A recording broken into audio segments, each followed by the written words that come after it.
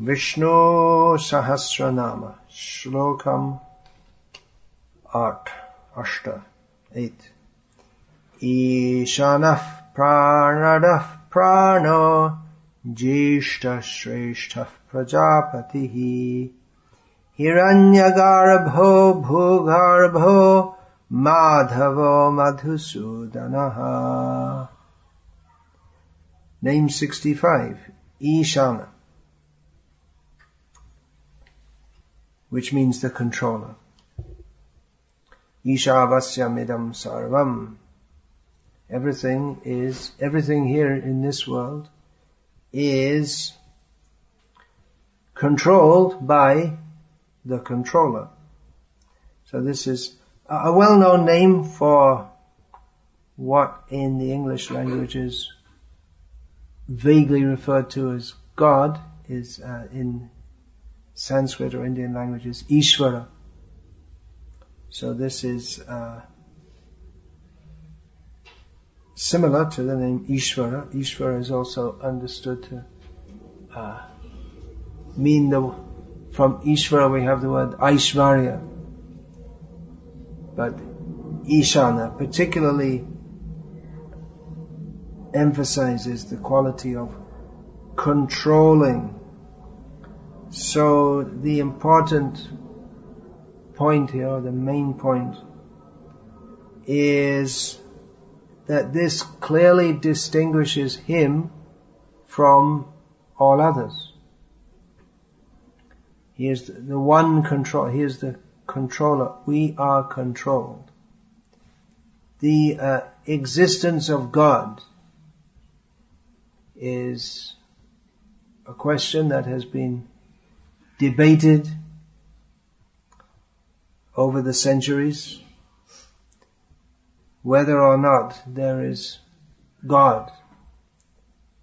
And particularly at the present time, the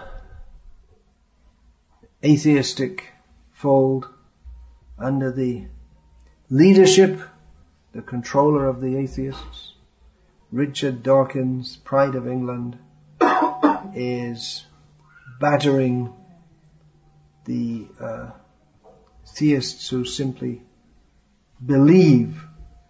So there are various arguments for the existence of God, the teleological argument, and there's some other one, I can't remember the technical name. Srila Prabhupada, he very simply established that there is God, that the fact that we are all controlled. No one can deny that we are not in control, even though we like to think we're in control. But we are controlled by the laws of nature.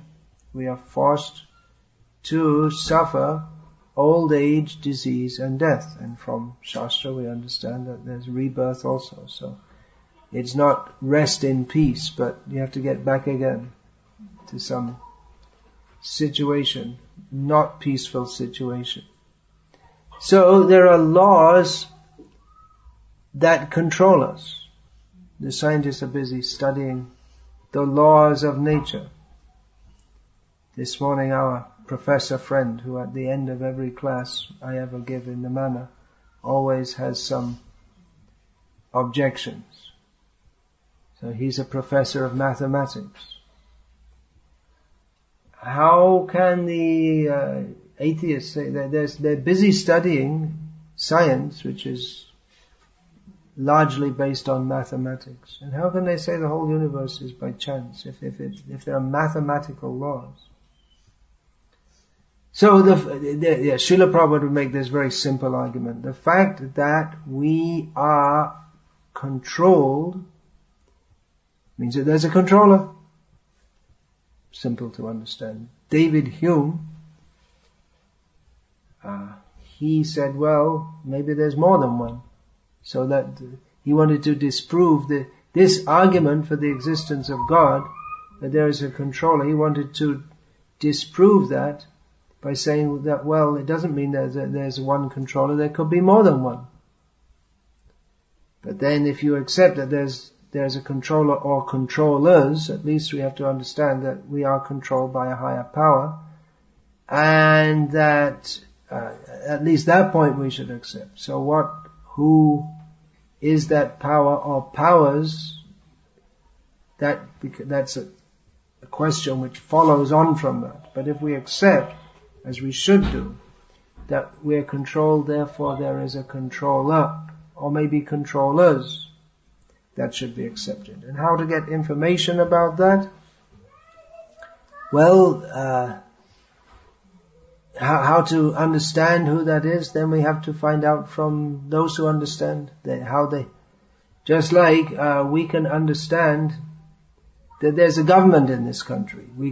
Anyone who comes to this country from any other country can understand that there's a government, because we see that things are going on it's a complex society. The organization of it is complex, but it's going on. Just even to drive a car from one place to another, you have to know the traffic rules, which are somewhat complex. If you don't know them, or if there's no government to make rules, make roads, make traffic lights, make traffic laws, then driving would be a lot more difficult and dangerous than it is. So it's easy to understand that there is a government. But what is the nature of that government? How it exercises its control? To find that out, well, we should ask someone who knows, and they can tell us. Yeah, please move forward. So in the same way, or we can get some books which explain about all this. So in the same way, we can intelligently understand that there is a system of control. Then how to find out? Well, we have to find out from those who know, from the authorized books of knowledge. And the authorized books of knowledge tell us that there is a supreme controller. There are sub-controllers also, but there is one supreme controller. Ishvara Parama Krishna. His name is Krishna. So in this, one can come to this country and one can understand that there's a system of government. In any system of government there's a supreme controller. But who is he? Just by intelligent deduction one cannot understand what is his name, what's his wife's name, what he eats for breakfast. For that you have to find out from someone who knows. So in the same way that there is a supreme controller, that is stated, or that we can understand who he is, what he looks like, where he lives, what he likes to eat. That we cannot understand simply by deduction, but we can understand from those who know. So he is that person who is the supreme controller. That is Krishna. And this important point that there's one supreme controller, which means that all others are subordinate. So there are many names here in Vishnu Sahasranama, and several are coming up, which indicate his superiority to all others. And the basic principle of his being superior to all others, which is the meaning of God, is that he controls and others are controlled. Ekale Ishvara Krishna Arshabhrita Jare Joiche Nachai Tare Toiche Kare Nritta. There is one supreme controller, Krishna, and all others are his servants. As he makes them to dance, in that way they dance. So it is his position to control. It just as our constitutional position is to be controlled, it's his constitutional position to control. So that means that we should serve him. We can defy him, or deny him and defy him. But if we accept our constitutional position of service to him, then we become properly situated and happily situated as he is happy. So just like our position, Jiva Swarup Hoy Krishna Nitya Das, the constitutional position of the living being is to serve Krishna. So in the same way, Krishna's constitutional position, Krishna Swarup Hoy Jiva Nitya Prabhu. His eternal, constitutional, inherent position is to dominate others. So generally we don't like to hear this, that we are dominated and controlled by others. But it's a fact. And when we like to hear it, then we become properly situated. As long as we don't like to hear it, then we're in Maya, and we have to suffer the pangs of repeated birth and death while pretending to ourselves and others that we are in control. When we're not in control. We're just thinking we are. Ishvaro hamaham bhogi. I am the enjoyer. I am the controller. I am the enjoyer. But the proper happy position is simply to acknowledge Krishna's supremacy. Bhavantamevanu charannirantara prashanta nishesha manoratantara kadaham aikantika nitya kinkarah praharshayashami sanatajita. Yamunacharya, a great devotee, is praying for the time to come. Of course, he's already situated like that, when he will be fully situated in his constitutional position of service to Krishna. He will accept Krishna as his master. Krishna will accept him as his servant. And in this way, the jiva becomes fully peaceful and happy, being free from material desires. So we may think that I am the controller, but actually we are either controlled directly by Krishna or controlled by Maya. And then we're controlled by material desires.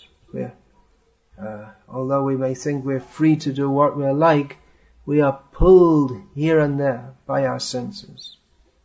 So Krishna is the actual controller, which means also that he is in control of everything. He's also in control of his senses.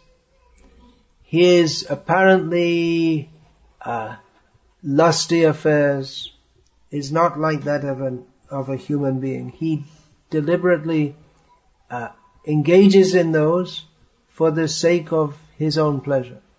But he's not like us, pulled by our senses. So this is most important point to understand, that there is a supreme controller, and if we cooperate with him, just like in a state, if we cooperate with the government, if the state is not despotic, then we can live comfortably and happily within the state. But if we try to deny the jurisdiction of the government over us and break the laws, then we'll be punished by the government. So, on the cosmic platform also, if we accept Krishna is the supreme controller, let me cooperate with him, then we remain happily in his service. Name 66 is Pranadah, and 67 is Pranah. So, Prana, I'll just briefly touch that first of all. Prana means life. Life breath, vitality. Jivanam sarva bhuteshu, Krishna says, I am the life of all living beings. So Krishna is Pranadah. He gives life. We are living beings. We are part and parcel of Krishna. Krishna is life. We are alive because we are part and parcel of Krishna. Mamaivangsho jiva loke jiva bhuta sanatana. Krishna is the supreme life, and we are all part and parcel of that because He is alive. His life reflects in us. Therefore we are alive. So on the mundane platform also, we may have, in our bodies, we may have more or less energy. Some bodies are very energetic. Monkeys' bodies are very energetic. Others less so. Some people may be, at some stage in life, they may be very healthy, and at other stage in life, they may be just hardly they can walk. So Krishna gives life, which suggests that He also takes it away. Of course, the jiva by nature is never dead, but how much vitality we have, physical and mental, that depends on our karmic results, which are ultimately bestowed by Krishna. One symptom of Kali Yuga is that bodily strength decreases. We can cite various reasons. The food is not very good and people don't exercise properly, but it's also that these are some immediate reasons, but one reason is just the influence of Kali Yuga. Day by day, bodily strength decreases, mental strength and ability decreases. So Krishna gives life, He takes it away. That means that we may be in one, our existence is temporarily in one body, then we're taken out of that body, the life is taken out of the body, and then we're transferred to another body. This all goes on under Krishna's direction. Karmana daiva netrena jantur deho papapteya. According to our activities and under the direction of Krishna and various demigods, we attain different kinds of bodies. So Krishna gives life, Krishna takes it away. He's the life of the whole universe, Jaga Jivan. So on the cosmic scale also, apart from the individual jiva, the whole universe is infused with life because of His presence. In Purusha Sukta of the Rig Veda, it describes how all the different components and demigods entered into the universe, but still there was no life. But only when the Purusha, Vishnu, entered, then everything else came to life. So there may be all the arrangements within the world for everything to function, but unless Krishna gives sanction, unless Krishna gives life, nothing works. So Krishna is the giver of life, and particularly life, real life means in Krishna consciousness. So otherwise it's living death.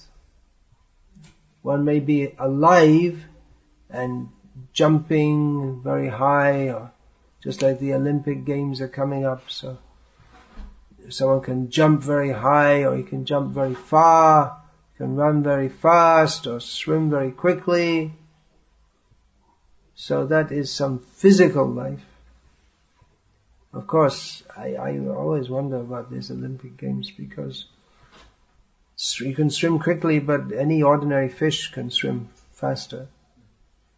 Or one can run very quickly, but then the animals like cheetahs, they can run faster. One can pick up big heavy weights, but even a baby elephant can pick up a bigger weight than the world weightlifting champion. So, what's the use? One becomes, by the Olympic Games, one attempts to emulate various animals. So that's life. I mean, to be able to run very quickly means that you have a lot of life force, a lot of energy and vitality, strength. But it's living death. Without Krishna consciousness, it's meaningless. What's the point? You get a gold medal and everyone cheers. And then the next minute they forget you and they go off to some other, on the TV they'll show British gold medal. They might win one this time, you never know. They usually win one or two, isn't it, the British? So British gold medal, and then immediately they get it, and now for the next event, and go on to, and they just immediately forget the person who won the gold medal after so much effort.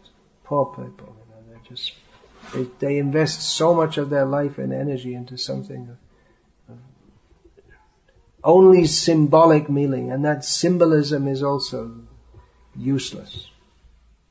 So real life means to be with Krishna, because if one is in Krishna consciousness, then there's no death. One lives forever with Krishna. And that's real life, because yayatma suprasidati, that fully satisfies the self. Whereas no one can be fully satisfied even by winning a gold medal in the Olympics, breaking the record, and all this kind of thing. It doesn't fully satisfy the soul. Some satisfaction may be there. And also, even though it may satisfy the one person who wins the gold medal, but everyone else who doesn't, they're also in the same context, they're also dissatisfied. So, Krishna consciousness is the process by which everyone can be fully satisfied. Everyone's a winner. In this material world, we think that to be a winner, there should be some losers. There should be someone I do better than. But in Krishna consciousness, everyone wins and no one loses. So real life is to be in Krishna consciousness. And actually also we see, just like Krishna, he's dancing all night, every night, with his gopis. And that night is equivalent to one night of Lord Brahma. So you can bring any dancer or Olympic champion, and there's no hope that they could even live that long, let alone dance that long. So real life is with Krishna. We have so much energy, just like Krishna. He practically never sleeps. He's just always on the go, with always all of his pastimes are supremely pleasing. So this is life. What is the use of life if one is miserable? What is the use of life without Krishna consciousness? So real life means to be in Krishna consciousness, and Krishna gives that. He gives us the opportunity to join with him in his transcendental pastimes. So that is the name of Krishna, Pranadah.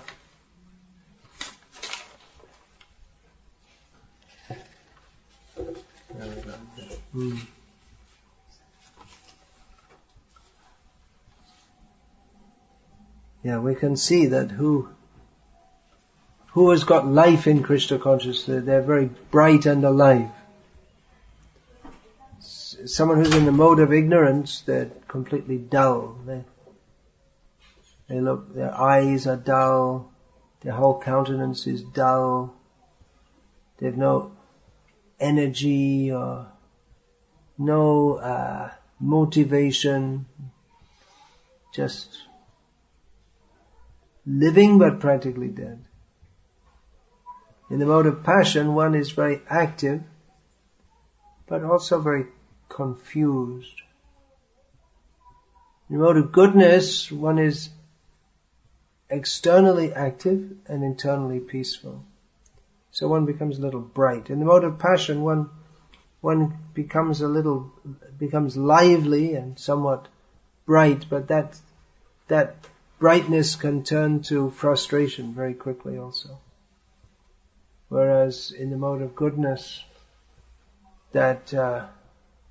one becomes bright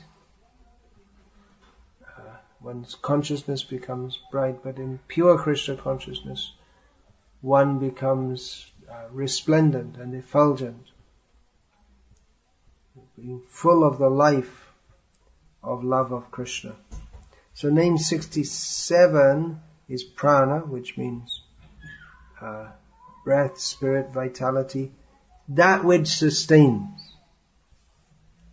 Life is sustained by breath. We may say, well, food is also essential. But breath is even more essential than food. We can go without food for a few days, maybe even many days. But without breath, without breathing, we cannot live. Some yogis, they can hold the breath and not breathe, even for a few minutes. They can hold the breath in for a few minutes, but that's all. Without breath, we cannot live very long without breathing. So breath is that which sustains our life. So Krishna gives life. He is life. Living being, another term for living being is prani. One who has pran, one who has life. So Bhagavan is prana because he sustains the living beings. So the name Prana, that means that he is the life breath, he is the vitality. But another meaning, or a broader meaning of this name, is he who sustains every living being. Nityo nityanam chaitanash chaitananam eko bhavanam yo vididhati kaman. All living beings are eternal. Among them, one is supreme. And that one supreme, he sustains all the others. So therefore, Krishna is called Prana.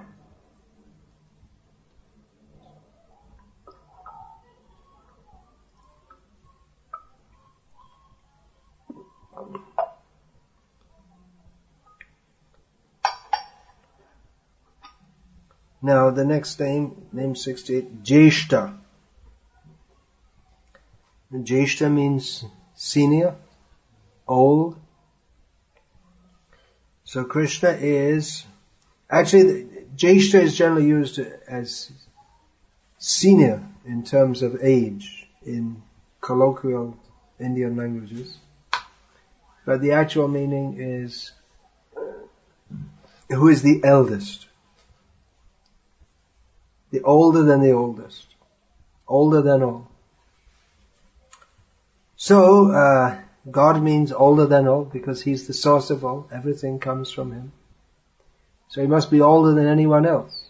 If He's the source of everything, He must be older than everyone else. So He's older than the oldest, but at the same time He is prana, so He doesn't decay. He doesn't decay. We see that in the material world, time causes decay. And in old age, one loses vitality. One sense of seeing, hearing, this declines. Digestive power declines. General energy declines. Of course, there are some old people who are very sprite and chirpy, but generally old age means everything gets worn down. One's energy becomes less. And then one's enthusiasm also becomes less. Because if it's difficult to walk from one side of the room to the other due to lack of vitality, then you don't really feel like doing anything much at all.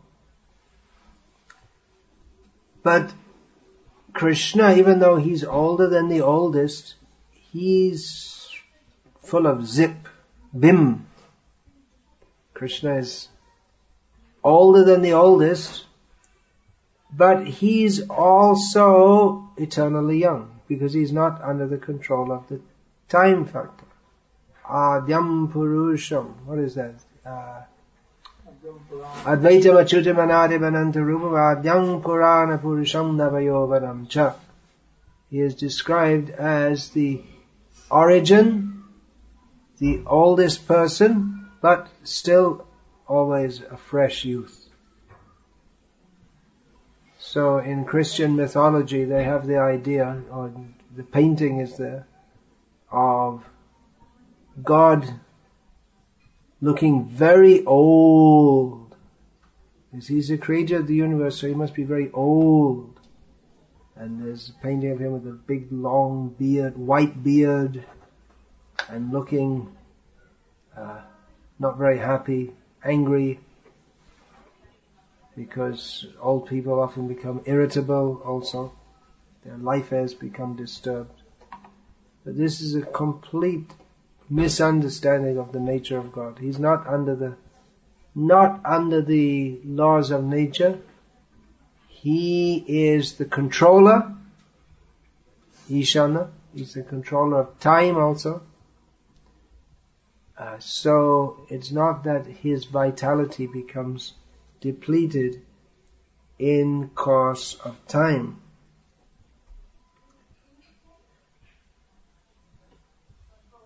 So all these points about Vishnu should be understood. Brahma is sometimes referred to as Jyesthah. Vridhatara means the oldest.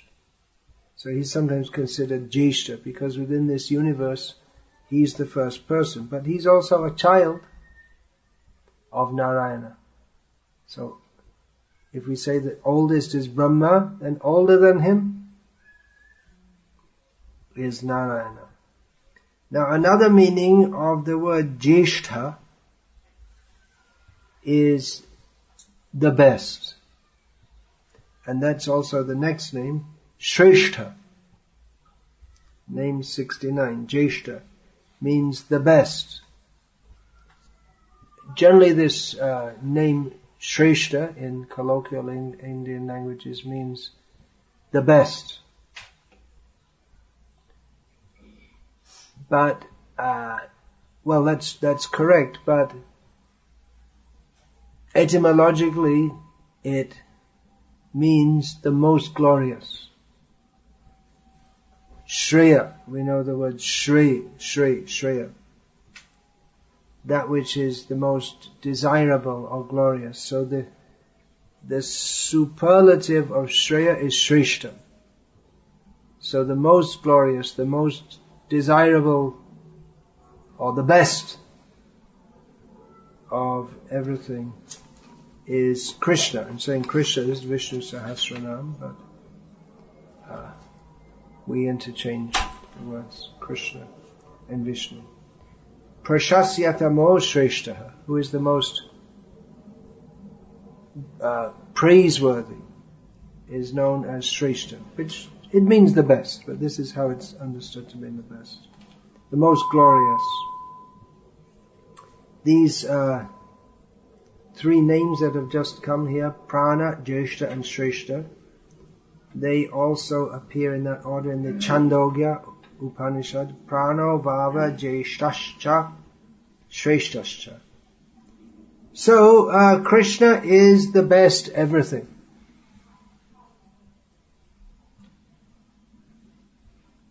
Aishvaryasya samagrasya viryasya yashasya shriyaha jnanavairagya yoschaiva shannang bhaga itingina. The meaning of Bhagavan is he who is possessed of all glorious transcendental qualities in full. So Aishvarya is generally understood to mean wealth. Everyone has some wealth. Whether it's £1 or £10 or 10 million pounds or whatever it may be. Everyone has some wealth. But Krishna has more than everyone. In fact, everything belongs to him. And if we think I have even 1 pound, then we're a thief, because it all belongs to Krishna. So, the biggest person in this material world, those who are considered very big, they're actually the biggest rascals, because they think they have more. I guess I shouldn't say that on the boat ride tonight. Well, maybe I can get away with it. But if one thinks that anything belongs to me, then he's wrong, because everything belongs to Krishna. So Krishna is the most opulent. But he allows us to take a little. Ishavasyamidam sarvam yat kincha jagachang jagat tena tyaktena bhunjita magridha asya sridhanam. We should know that this universe is under the control of the Supreme Controller, and He allows us, He apportions us some amount, which we can use according to our need. But if we take more than our need, then we become a thief. So we can take a little and use it to maintain the body for the service of Krishna. But we should know that actually nothing belongs to me. Everything belongs to Krishna. Conventionally we say, this is my house. But we should understand everything belongs to Krishna. So Krishna is the best tycoon. He owns everything. Stand aside, Bill Gates. You're just a fly in the presence of Krishna. You're always in the presence of Krishna. So Aishvaryasya Samargyasya Viryasya, He's the most powerful. So power, there's physical power, just like the Olympic athletes, or the elephant, or the lion, or even the ant. Is very physical. There's a lot of physical strength comparative to his size. Very strong. You can see ants sometimes. A lone ant is dragging a dead insect, and the insect's mass is significantly more than that of the ant. So the ant also has a lot of vitality, a lot of physical strength. Another kind of strength is political or military strength. David Cameron isn't the most powerful person in this country in terms of physical strength. He won't be running in the Olympics, I guess. But he's not really the most powerful anyway, but politically he's supposed to be the most powerful person in this country at the present time. Of course, prime ministers come and go, and the businessmen, they stay. They're the ones who are pulling the strings, the big businessmen. But, so there are 2 kinds of power, 2 kinds of virya, or 2, you can say, most prominent kinds. There are many kinds actually. I say this military strength, which is often equated with political strength, and then there's mental strength, moral strength, the strength to withstand pain. So in that way, women are more strong than men, because that's supposed to be the greatest pain, is bearing children. So there are various kinds of strength, but in all respects, Krishna is the strongest. So Krishna is the best strongman. Most famous, so Krishna is the most famous, of course, on this miserable little planet. Most people nowadays are not interested in Krishna, but in the worlds above, the demigods, they are demigods because they worship Krishna, they recognize Krishna. So Krishna is the most famous. Yang Brahma, Varanendra, Rudra, Maratastan, Vanti, Divya, Istavai, all the great demigods glorify Krishna. Krishna is the most famous. Even people, they haven't heard the name Krishna, but they know about God. And in one sense, we can say, well, Richard Dawkins, he's the most God-conscious person in this country, probably, because all he thinks about is God all the time. How to deny that he exists. But if the non-existence of God was such an established fact, then why would he have to run around all over the world shouting and jumping up and down, telling people there's no God? Indirectly, he's admitting there is, just that he doesn't want to recognize it, that's all. So, he's most famous, most beautiful. Yeah, so Bill Gates stand aside, Miss World stand aside. Krishna is the most beautiful, and he never gets old also. So, Miss World of today is Miss Wrinkled Face of tomorrow. The sad story of every beauty queen. But Krishna doesn't need to put powder on his face to cover the wrinkles or any such thing. He's also the most beautiful, which rules out Sai Baba as being an incarnation of God. The wheelchair one. There are two famous Sai Babas. One was the wheelchair Bhagavan. He ended up his so-called Leela in a wheelchair. So, one of the most prominent symptoms of that rascal is that he is extremely ugly, which rules him out from being Bhagavan. God is not ugly. Most beautiful. Kandarapa koti kamaniya vishesha shobham. Millions of cupids can only aspire to reflect a tiny portion of the beauty of Krishna. Shyamasundram, yam Shyamasundram achintya gunaswarupam.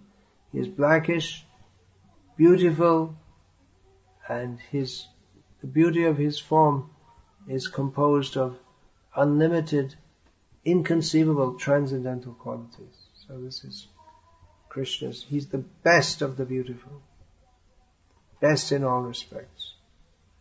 Shriya. He's the best in knowledge. He knows everything. That's been discussed elsewhere in Vishnu Sahasranama. All these points have been used. The most renounced. He's not attached to anything. He's the best everything. He's the best controller. He's the best master. He's the best servant. He's the best friend. Suharidam sarva bhutanam. He's the friend of all living beings. He's the best parent. He's the best child.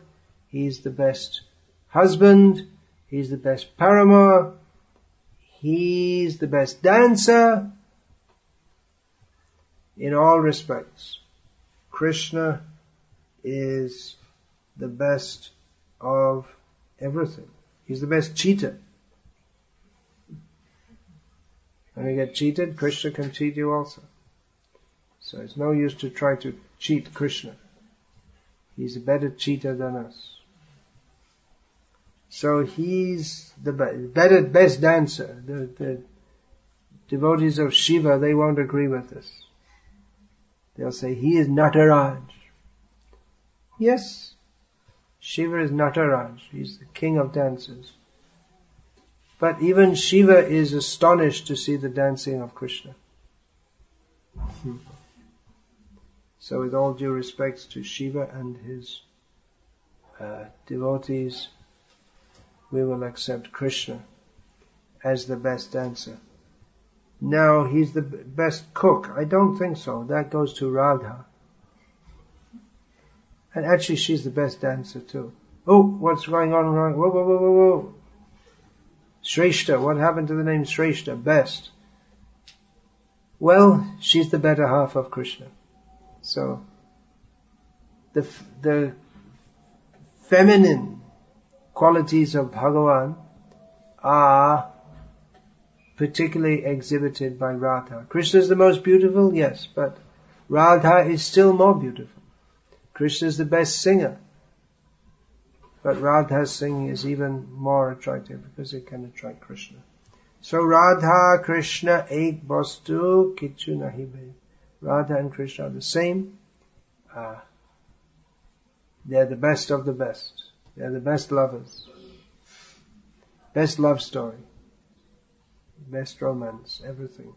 Krishna, Krishna, Krishna, Krishna.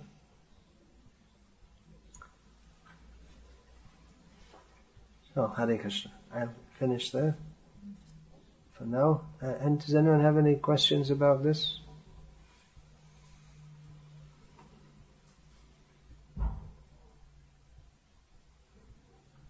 Best dresser. Krishna knows how to. On the modern age, it's all ready-made, drab clothes. Krishna dresses very attractively.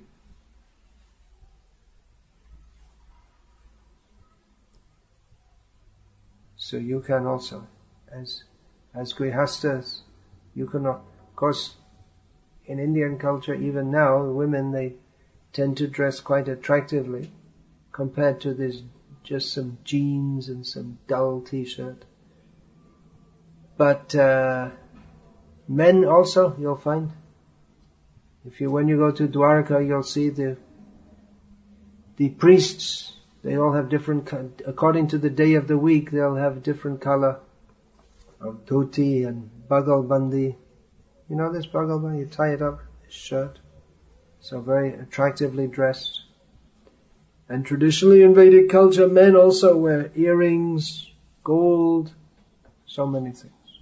Of course, I wouldn't recommend wearing gold on your ears in London, because that started now in India, in the big cities. If for the women wearing gold earrings, someone comes and cuts them off. I mean, cut the whole earlobe off. Such nasty demons are there. So that they might do, or they just pull it off, tear off the whole earlobe. So that might not be a good idea. But men also can wear, not for sannyasis. I have a copper bracelet, but that's just for health reasons.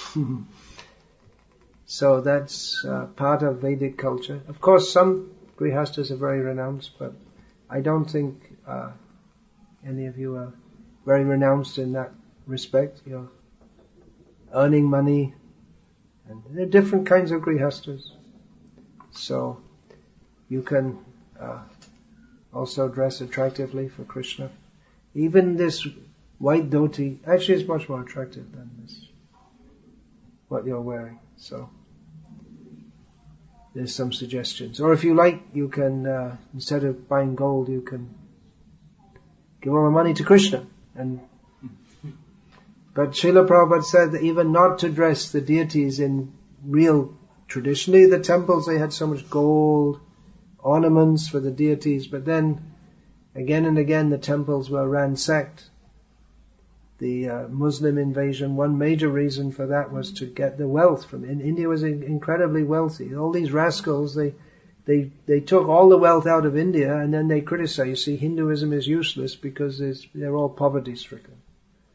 So, whereas India was so wealthy when they were following their own culture. So still now we can use the money also for printing books and so many things. Anyway, that's just a suggestion. You can reflect, devotees of Krishna can reflect the opulence of Krishna. Those who are grihasta devotees, they can do to some extent like that. That's a suggestion.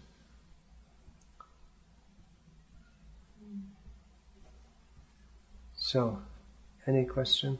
Maharaj, thank you very much for nice class. Maharaj, I have a question. It's always, you don't have to say that. It's become like a ritual. So, it's nice to say it, but it's not required.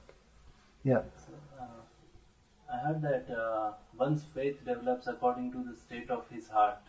So one's faith develops according to the state of one's heart. What do you mean here by heart?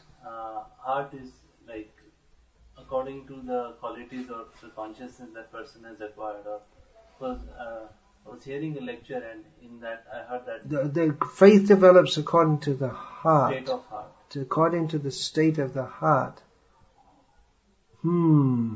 I don't know. Is there any shastric backup for that?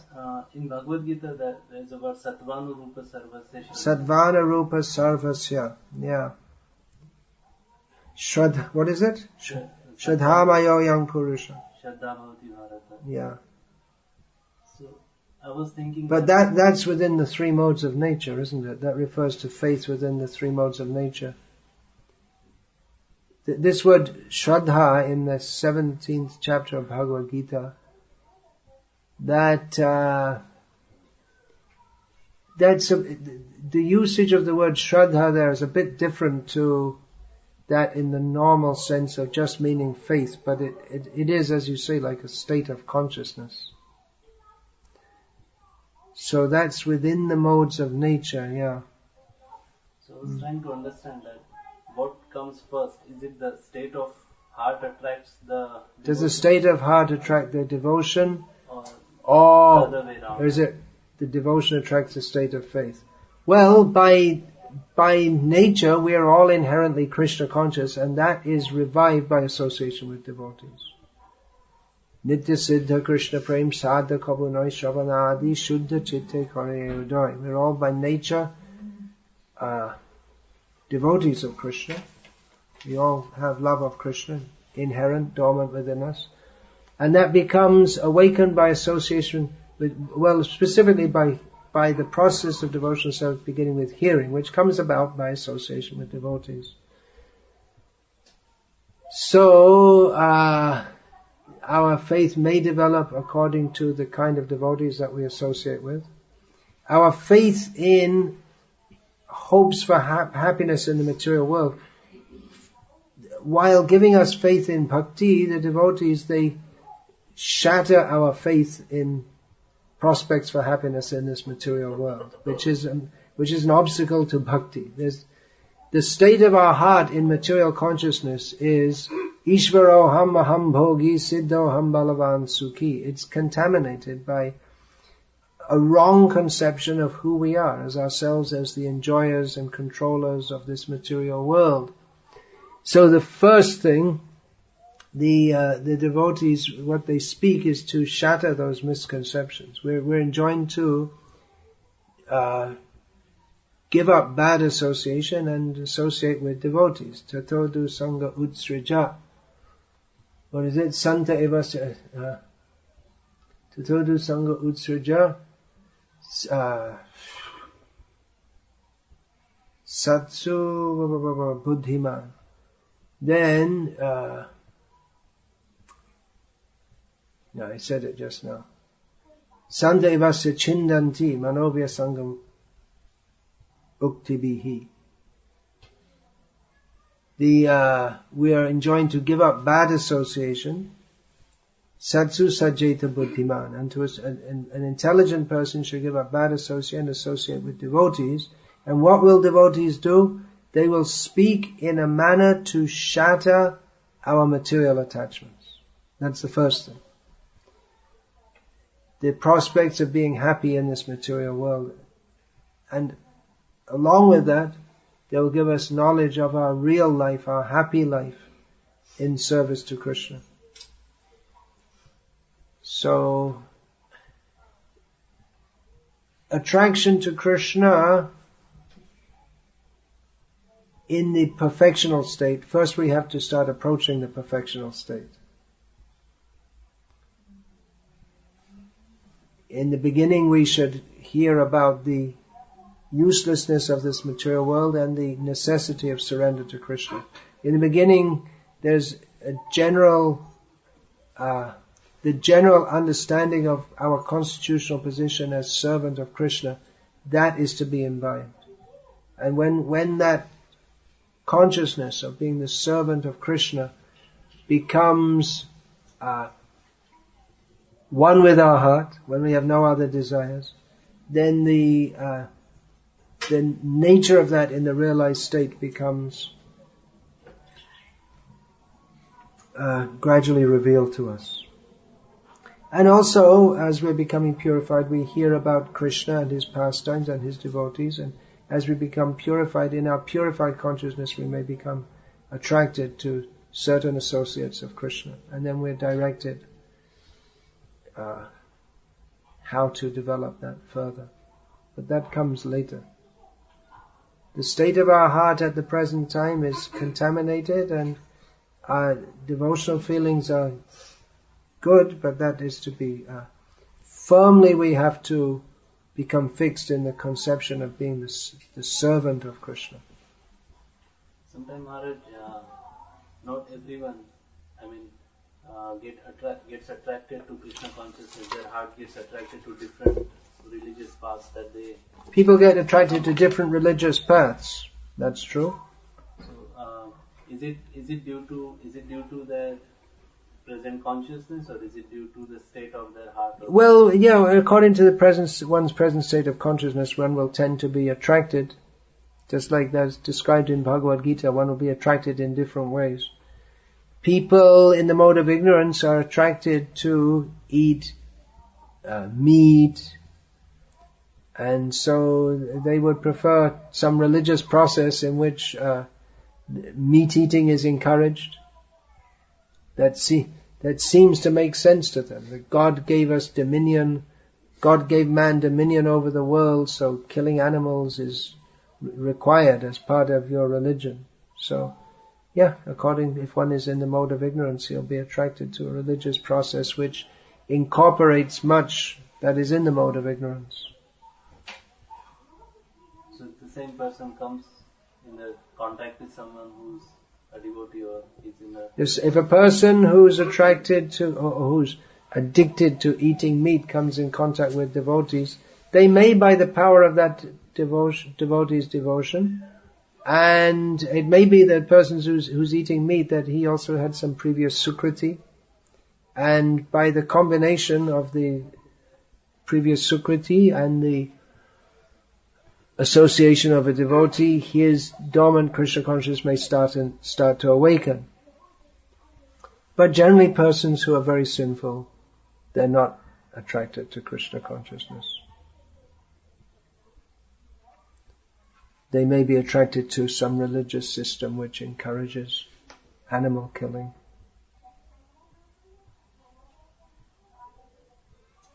But that may be also better for them than nothing. Then anyway they're eating meat, so if they believe in God, that's good, and they pray to God. The problem is that because there's a strong admixture of the mode of ignorance, then that spills over into their religion is more, it spills, or it manifests as an attitude in which their religion is more an expression of hatred toward others than love of God. There's no, practically outside of the Krishna conscious movement at the present time, no one even thinks of love of God. Or their idea of love is that we love God just like a young child loves the parent, give me this, give me that. That's the extent of their love. They just think of God as an order supplier. Not that they will give pleasure to Him. They think that, well, He's superior to us, so we can't do anything for Him. So they can't get which is true in a philosophical sense, but then when we actually develop bhakti, or actually from the beginning, we know bhakti means to please Him, because He's also a person and likes to be pleased. So, anything else? Maharaj, in the educated higher circle, there is one topic we always discuss, that if God created everything, then who created God? If God created everything, who created God? This is the question in the educated higher circle. It's a stupid question, because that's the very meaning of God. If at all you're going to bring the word God, and God means who is the origin, who no one created. That's the very meaning of God. So to say who created God. If anyone created God, then He's not God.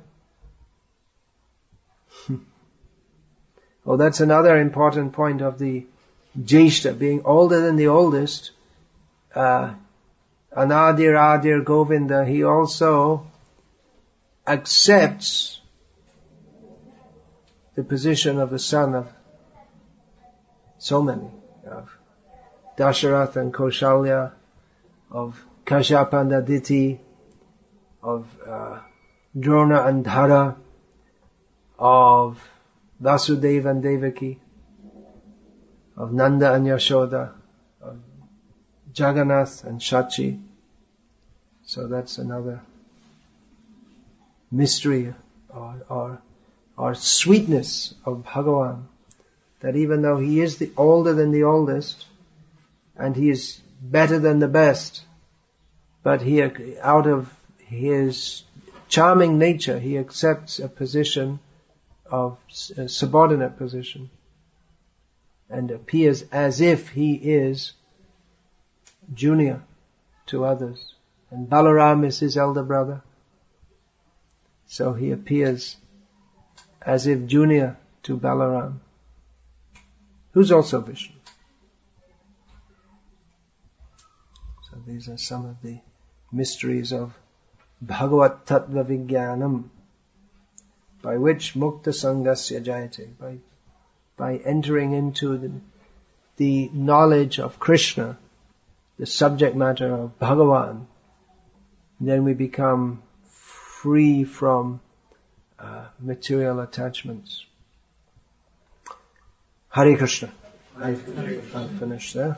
Regarding Prana, Jambavan, as recorded in Srimad Bhagavatam, Canto 10, text 56-26, says to Krishna, Jane tvam sarvabhutanam prana ojasaho bhavam. You are the prana, the life air, and also the sensory, mental and bodily strength of all living beings.